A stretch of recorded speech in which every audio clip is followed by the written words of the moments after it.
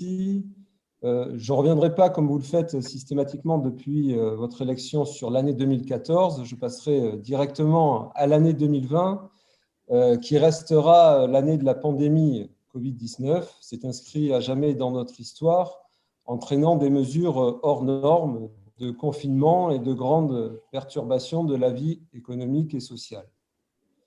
L'année 2020 étant de surcroît en France une année d'élections municipales, tout le monde comprendra bien certains aspects atypiques du bilan budgétaire 2020 de la ville de Vence. Ce bilan et celui des années précédentes donc, est largement décrit dans le rapport qui nous a été transmis, presque trop d'ailleurs, puisqu'il représente l'essentiel du document, contrastant avec le peu de détails des orientations budgétaires 2021, sujet pourtant de notre débat du jour.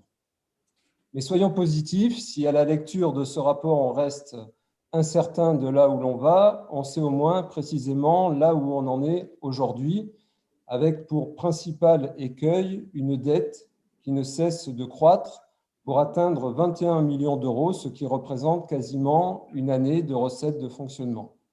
Alors certes, une partie de cette dette, une partie seulement, est associée au programme du Prat de Julian, qu'il ne s'agit aucunement de remettre en cause, mais quoi qu'il en soit, Prat de Julian ou Place du Grand Jardin, c'est bien l'ensemble des emprunts souscrits qui forment la dette portée aujourd'hui par les Vensois.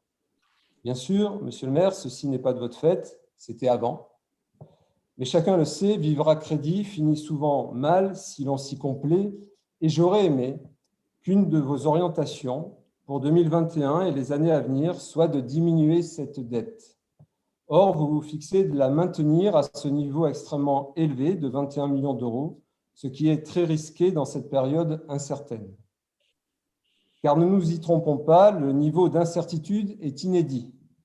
Et trop bâtir sur du mouvant n'est pas pérenne, c'est un principe de bon sens.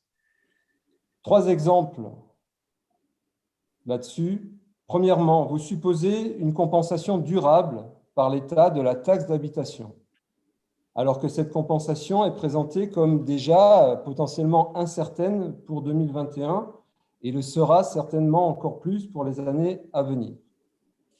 Deuxième exemple, vous minimisez la crise sanitaire qui se poursuit et ses conséquences économiques et sociales. Aucune action n'est explicitement citée en faveur de la préservation de la santé des Vensois, qui devrait pourtant être une priorité de l'année. Aucune référence non plus à certaines dépenses d'ores et déjà engagées, comme les masques achetés par Madame Leland à la métropole, qui, à ma connaissance, vont devoir être payés en 2021 par une amputation de mémoire de l'ordre de 100 kg de la dotation de solidarité métropolitaine qu'on ne percevra donc pas dans sa totalité. Troisième exemple, vous basez une grande partie de vos projets d'investissement qui nécessitent malgré tout de recourir à nouveau à l'emprunt à hauteur de plus de 12 millions d'euros sur l'obtention de subventions extérieures. Je souhaite que vous ayez raison. Il faut obtenir un maximum de subventions et d'aides extérieures. Et même avec un plan de relance de 100 milliards d'euros lancé par l'État au niveau national, la porte finira bien par se refermer devant la montagne de sollicitations provenant des communes, des EPCI, des départements, des régions, en France métropolitaine et en Outre-mer, mais aussi des entreprises et plus largement du monde économique et social.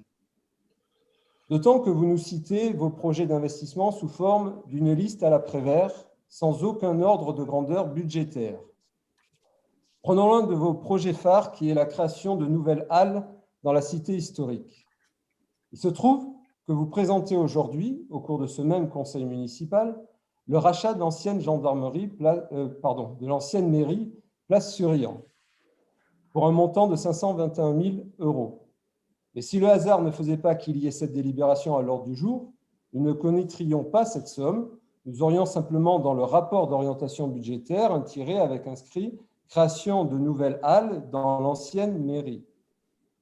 Non seulement le conseil municipal est appelé à débattre sur des orientations budgétaires sans chiffres, ce qui est le cas pour tous vos autres projets d'investissement, à l'exception du Prat de Julian, mais en plus, vous ne respectez pas les règles légales du débat d'orientation budgétaire que vous avez rappelées dans votre introduction et qui sont rappelées au début du rapport et qui stipule que doivent être présentés les engagements d'investissement pluriannuels envisagés et les orientations en matière d'autorisation de programme basées sur les prévisions de dépenses et de recettes. Parce qu'après le rachat de l'ancienne mairie, il va y avoir plusieurs années de travaux pour créer vos halles. Et un tel projet doit être évalué financièrement dans sa globalité, en prenant la forme d'un programme d'investissement pluriannuel, pas investissement après investissement sans savoir où l'on va. Et aucun programme pluriannuel non plus n'est donné pour la sécurisation des falaises des Baous, dont je constate que les travaux, pourtant essentiels, sont encore reportés d'au moins une année.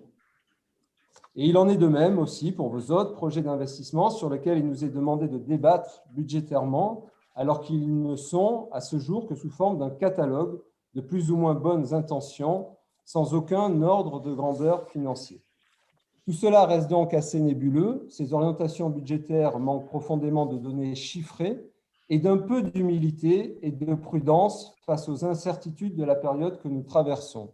Il ne s'agit pas d'avoir peur, mais plutôt de se recentrer pour un temps sur les fondamentaux de la commune sans s'éparpiller.